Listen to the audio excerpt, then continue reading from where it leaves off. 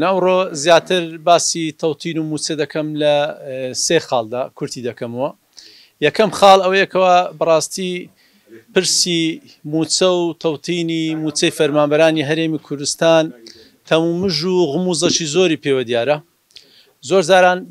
یعنی هەتا خەڵک سەری لێشێوە ئەرێ بزانین ئەرێ تەوتین بوو نەبوو لۆچی نەبوو ئەو مانگە معاش هات نەهات لۆچی نەهات سەبەبەکەی چییە خەتای چێیە یعنی هەتا ئێستا ئەو نزیکەی لە مانجی دەتوانین بڵین دووەوە موچەی تەوتینی ینی پاش بڕیارەکەی تەوتین دەدرێ هەتا ئێستاوە نزیکەی 9 مانگە موچە وەردەگیرێ نەدەزانی کاتەکەی کەیە و نەدەزانی لۆ چ تاخیر بووە و نەزانی هۆکارەکانی خلافی نێوان حکوومەتی هەرێمی کوردستان و حکوومەتی عێراقی چییە ئەوەی پەیدا دەبی زیاتر لە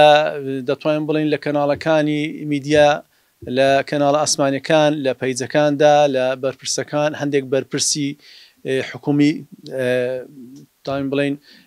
ئاستی بەرز نەبی باڵا نەبی نزمتربی و پەرلەمانتارەکان لێ تەماشا دەکەی بەڕاستی دەتوانین بڵین خەڵک شتێکی تەواوی بەدەست نەکەوتیە زانیاریەکی ڕاستەقینەی دڵی ئاوی پێ بخواتەوە بڵێ بۆچی موچەکەم دواکەوتیە و بۆچیە تا ئێستا تەوتین نەکرایە دەگەڕێنەوە سەر چەند خاڵێک یەکەمیان بەڕاستی لۆچە هەتا ئێستا تەمومژ و غموزی پێوە دیارە ئەو کارە لەبەرەوەی بەڕاستی هەردوو حکوومەت ئیشەکانیان و ئەنجام دەدەن دەیانەوێت لە دەرەوەی شەرعیەت و لە دەرەوەی یاسا ئیشەکان ئەنجام بدەن چونکە بڕیاری دادگای فیدرالی زۆر واضح و ئاشکرا و دیارە دەڵێ تەوتینی موچەی فەرمانبەرانی هەرێمی کوردستان بە خانەنشین و بە چاودێری کۆمەڵایەتیەوە لە ڕێگەی بانکە فیدرالیە حکومیەکان کەوا لە دەرەوەی هەرێم کار دەکەن و پێویستە دوو دەتوانین بڵین دوو ئیلتیزاماتی دانایە ئیلتیزامێک بەرامبەر حکوومەتی هەرێمی کوردستان کەوا یەکەمیان دەبی داتای ڕاستەقینە و ڕاست و دروست بنێری لە حکوومەتی عێراقی و هەرچی زانیاری تایبەت بە موچەخۆرانان دەیبینێری ئەوە ئیلتیزامەکە بەرامبەر حکوومەتی هەرێمی کوردستان ئیلتیزامی دووەمی حکوومەتی عێراقی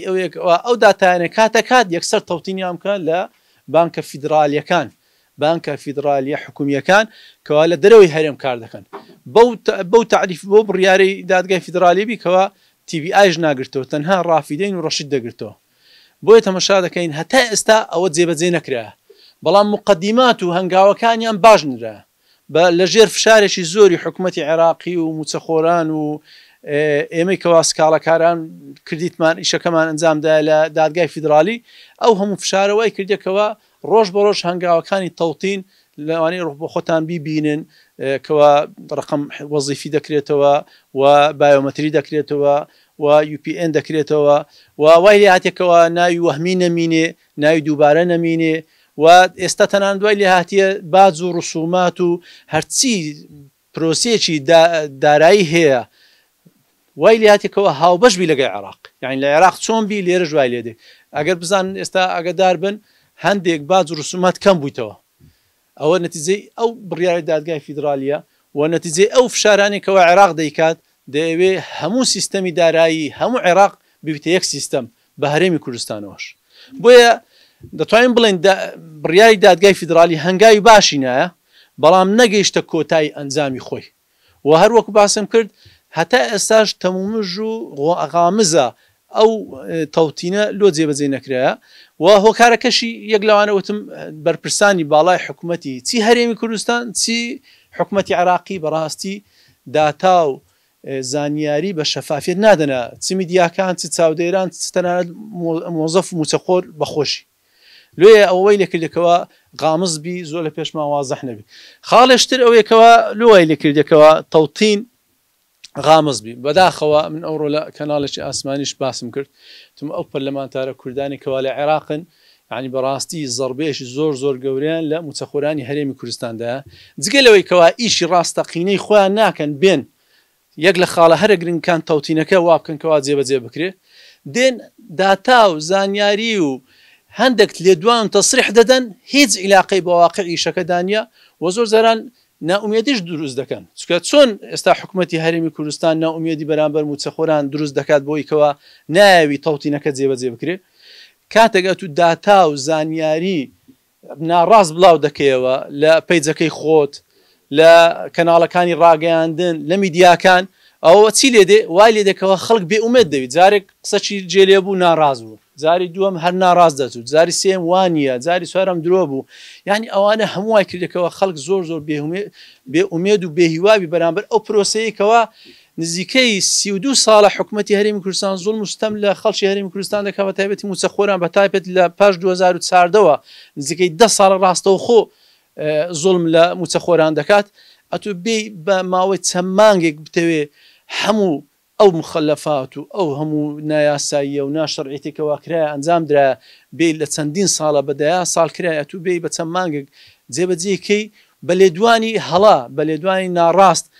بە دروستکردنی ئومێدەکەوە واژ نییە لێ بەڕاستی ئەو پەرلەمانتارانی کوردکەوە لە عێراقن ینی هەر لۆ نمونە دوێنێ شوێ یەکەچیان دەڵێ وەڵا فاتحی بخوێنی لەسەر موچەی مانجی 12 ێ باشە لۆ ینی ئەوە زانیارت لە چێ هینایە ڕاستیش نەبوو هەر ئەو ڕۆ ئەنجومەنی وەزیران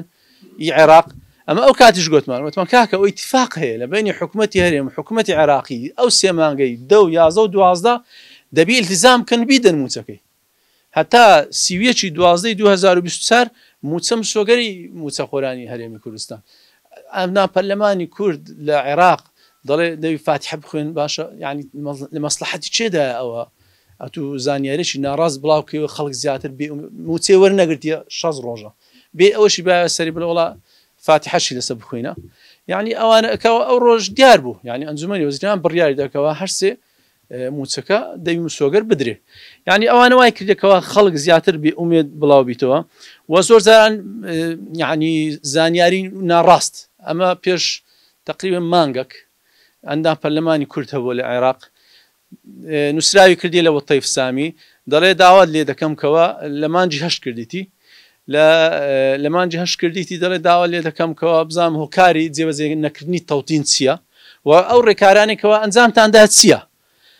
وەڵامی دایتەوە تەیف سامی بەڕاستی وەڵامەکە ئەمن ئەو وەڵامم بۆ بەهات بەوە ئەمن پێم عیب بوو پێم شەرم بوو بڵاویکەمەوە ئەو هاتیە لەسەر ئەوەی کەوە وەڵامیشی نەدایتەوە وەڵامێکی غامز و بە گژگیر و بەعام دایتەوە دەڵێ وەڵاهی تەوتین ئەوە بڕیاری دادگایە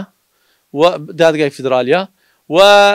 ئیتیفاق ئەوەش نمونەیەک لە ئیتیفاقی نێوان بانقەکان و وەزارەتەکان لۆ چۆنێتی جێبەجێکردنی تەوتین ئەو هاتیە لە بە مانشێتەش گەورە نووسیتی هەنگاوی تەوتینی موچەی فەرمانبەران لە بانقەکانی ڕافیدەین و ڕەشید و تیبایی دەستی پێکرد یعنی بەڕاستی ئەوە زۆر مستەمەش زۆر زۆر گەورەیە ئەگەر تو هەندێکستان پەرلەمان هەیە پەرلەمانتارمان هەیە لە عێراق ناویشی نازانین هێشتا ئەو باشترکەوە ناوی نازانین نەگەویکەوە ناوێکی گەورەی هەیە ڕۆژانە تەسریح و لێدواندا بەڵام معلومات و زانیاریەکانی ناڕاستە وێ دەبی زۆر زۆر ئاگادار بینەوە یەک لە خاڵەکانی وەیکەوە ئێمەوەمان لێ هاتیە بە تایبەتی موچەخۆران بێ ئومێد بوونە لە جێبەجێکردنی تەوتینکەوە ئەو بێ ئومێدش لە جێی خۆی نییە و هۆکارە سەرچێکەشی ئەوەیە ئەمن ئەوڕۆ بەڕاستی یەک لە پەرلەمانتارەکانی عێراقی یەگورتو قسەی زۆر زۆر جوان و ڕاستی کردکەوە زۆر لە مێژ حەزم دەکرد یەک لە پەرلەمانتارەکان بڵێ گوتی هەرچی زانیاری هەیە سەبارەت بە موچە هەتا ئێستا هەر لە خۆمانەوە گوترایە و هیچی ڕاز نییە هیچی ڕازی ئەوم ناو پاژم هیچ لێدوانێک نادەم لەسەر موچەی لەسەر تەوتینی موچەی فەرمانبەرانی هەرێمی کوردستان بەڕاستی ئەوە پەرلەمانتەری ڕازگۆیە چکە فعلەن ئەنگۆ دیتان ئەو پەیامنێرە کوردەی کەوا کەناڵێک کوردی لە بەغدا بە دووی تەیف سامی کەتوو بە دووی کەتبوو ست پێمان بڵێرێ کەنجی ڕاتبوو معاشەکە دەگات بە کوردیەکی عەرەبێکی کوردی بوو هەر جوابیشی نەداوە بەڕاستی ئەو تەیف سامی کە جوابی پەیامنێرە جوابی ئەسڵەن پەرلەمانتارەکانی کوردیش ناداتەوە ئەوم باز دەکەم بەخۆی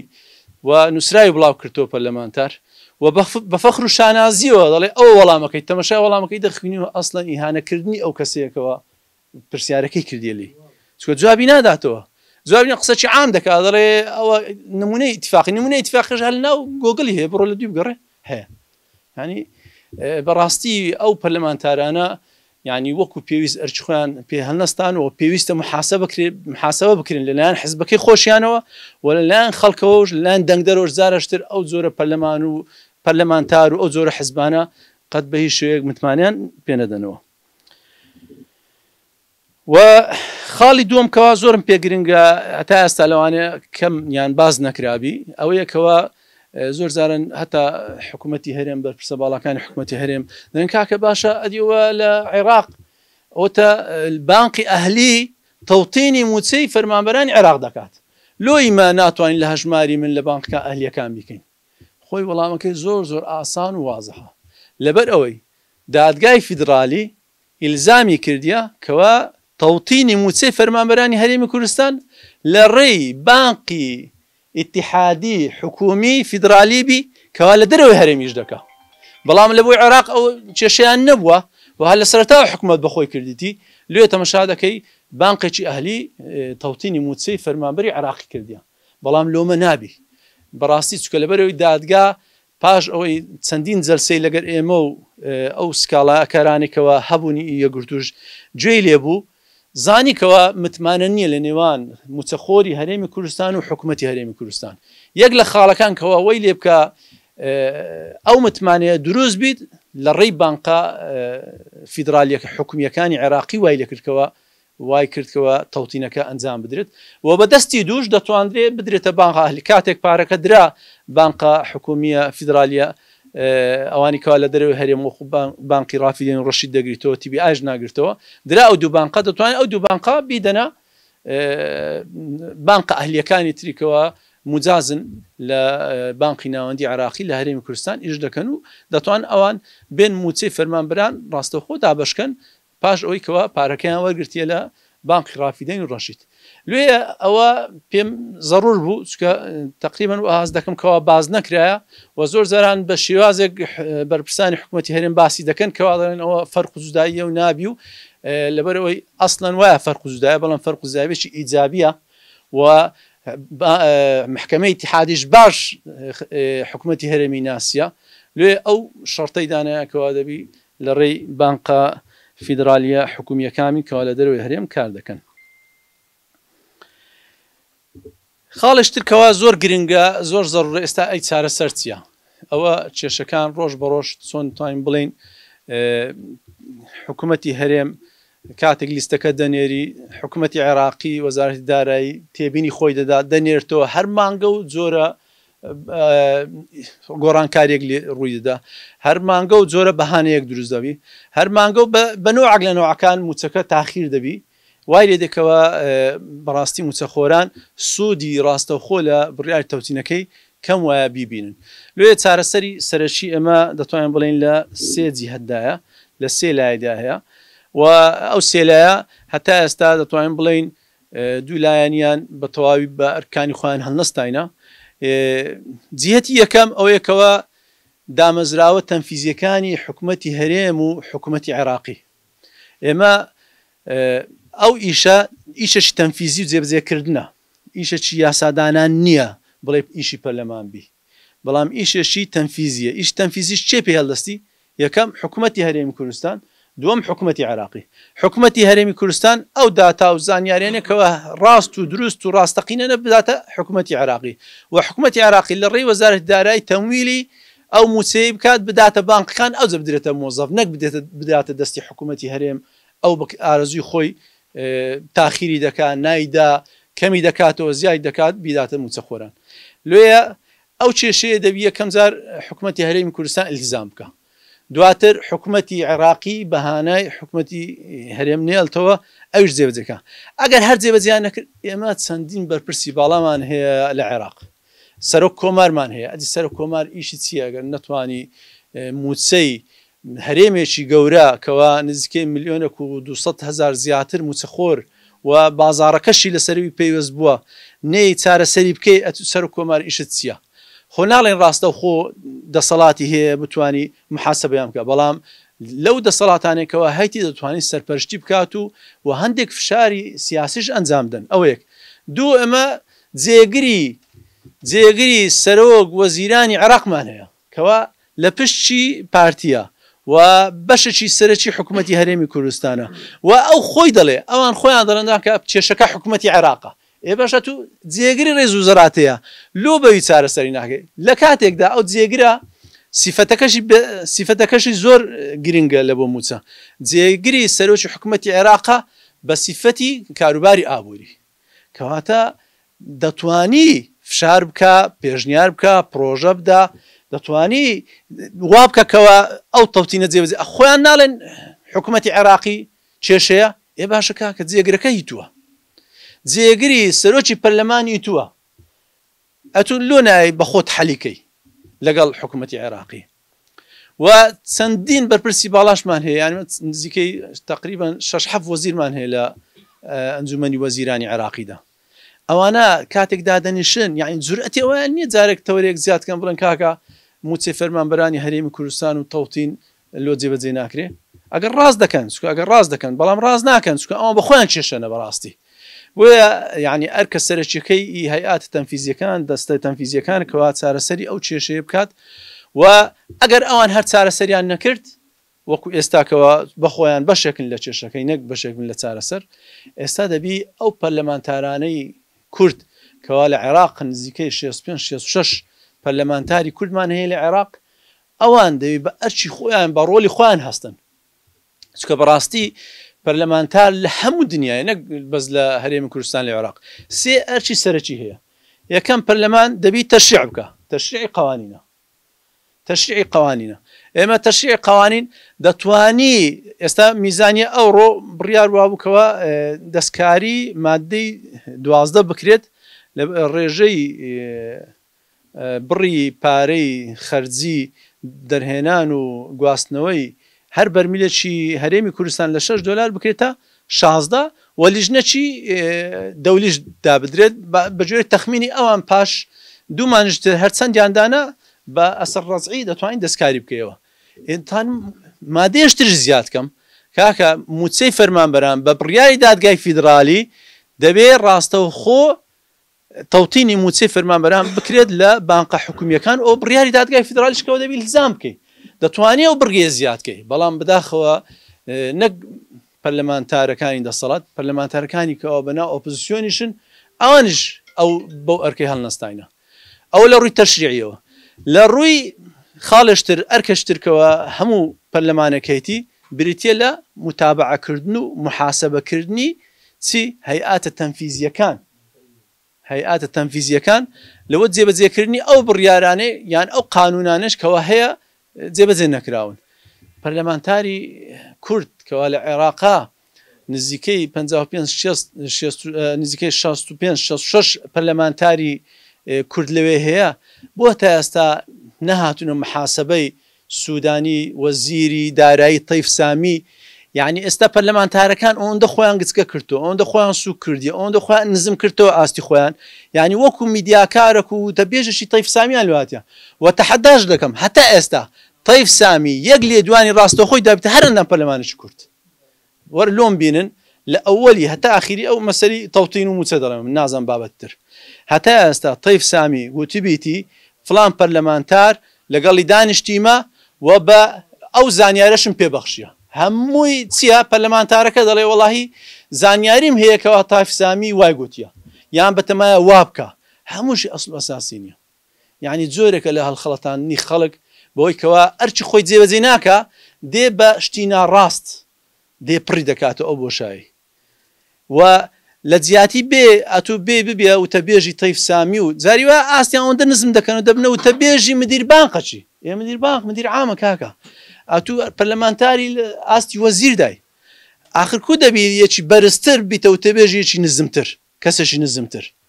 یعنی ئەوە هەر نابی لە خۆت قبولیکەی ئەگەر لە خۆت قبولی دەکەی نابی لە حزبەکەت قبولیکەی ئەگەر لە حزبەکەش قبول شیاوە نابی بەو میلەتەی شیاوی بکەیتەوە تو پەرلەمانتاربی لەسەر ئاستی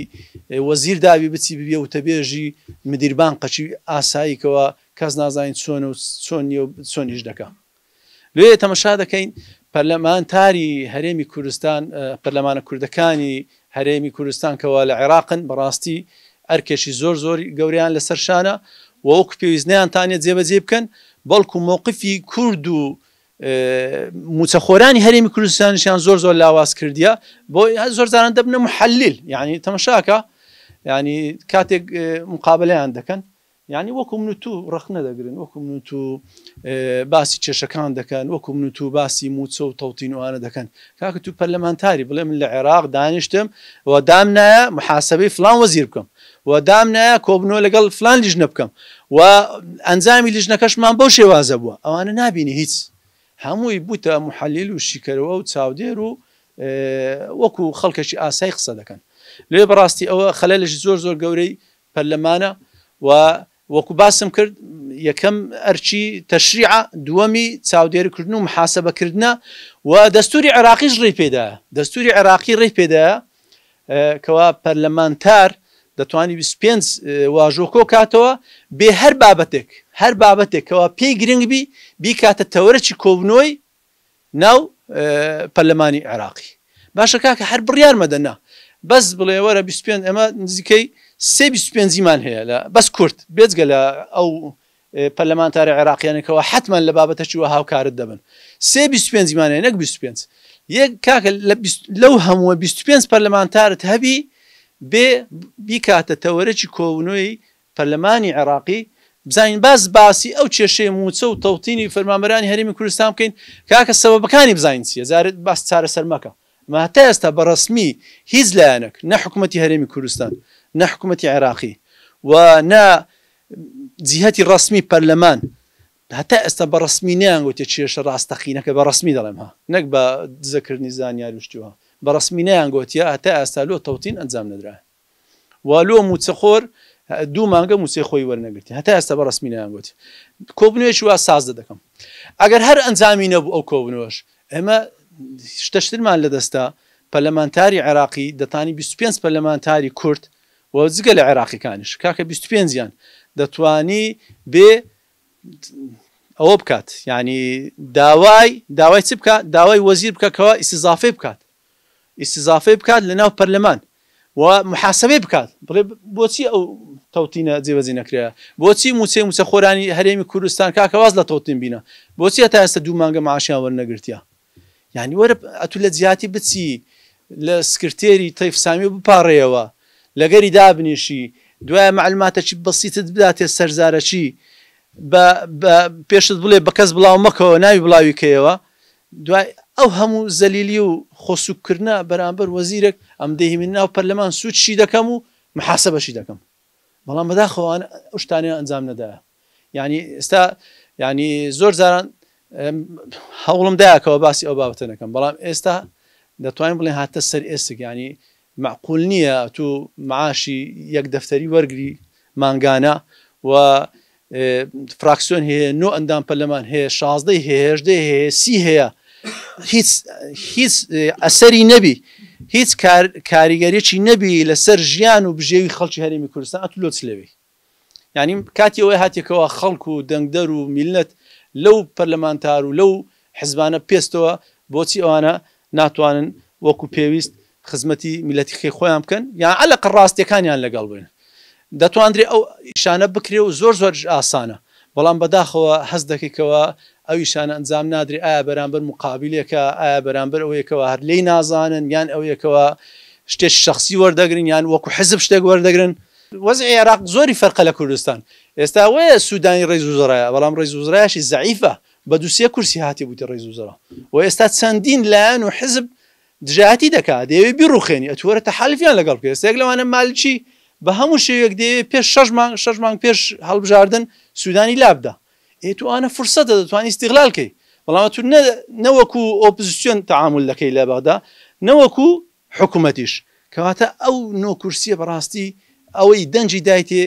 دەنگی خەسار ڕۆیشتی ئەو ڕێی شخصی خۆمە دەنگکێ بەلاش حەلاش بە خەسار ڕۆیشتیە و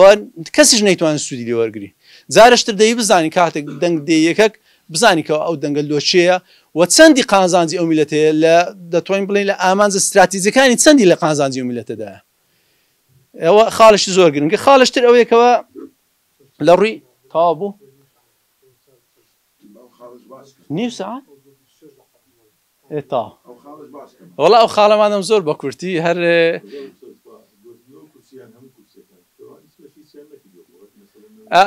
بەس بەڕێی خۆم زیاتر یوان دیارەکەەوە هیچیان نەکردیا ئەوان کەش شتەکی ویان نەکردیا ئیشیان کردیا بەڵام لەچ ئەوەی کەەوە تو مەقعد تەبی لە عێراق زۆر ئیشت پێ دەکرێت بەس مستەفا سەنەدەک هەیە بەتەنێ لە عێراق دەبزانە نەک عێراق هەر کوردیشی لە زەواق نایە دەستە دادگای فیدرالی دەستە فلاین دەستە لە دادگای کەرخ شکایەت دەکا یعنی زۆر ئەسەری دیارە زۆر ئیشی دیارە بەڕاستی ئەتووەرە دە 15 کورسی تەوی معارەزەبی لە عێراق هیچ زوو دەچی وای نەبینیکەوە لەو بابەتێن باسی تەوتین دەکەم زوو دەچی وای نەبی بەداخەوە ئەویتر خاڵی سێم شێوازی سێم دەتوانین لە ڕووی دادگاوە ئێمە وەکو سکاڵەکار دەتوانین فشار بکەین لە دادگاکانی کەرخ لە دادگاکانی هەرێمی کوردستان بەڵام بەداخەوە دادگاکانی هەرێمی کوردستانی قەپات کرایە و خۆتان دەزانن کەوا لەوێ هیچ ناکرێت دەبی پەنا بێ بۆ عێراقی عێراقیش حتمما کاتێکەمە شکایەت دەکەین لە سەرۆکوەزیرانی هەرێم و سەرۆکوەزیرانی عێراقە ئێتەمان عێراقیش بای خۆی سەرۆکوەزیرانەکەی بەڵام ئەمە لەگەڵ ئەوەشدا هەندێک هەنگاومان نایە و هەنگاوەکانیش تا ڕادێک سەبر بەرهەمی هەبووە بەڵام لەبەر ئەوەی نەتیجەی وای نەبووە ئەمە بە خۆمان جارێ حەزمان نەکردو ئاشکرای بکەین ئینشاڵڵا لە داهاتوو یان ئەوەیە نەتیجەی دەوی بە تەواوی ئاشکرای دەکەین ئەوەی کەوا بە تەواوی هیچ نەتیجەی ناوی ئاشکرای دەکەین دەستان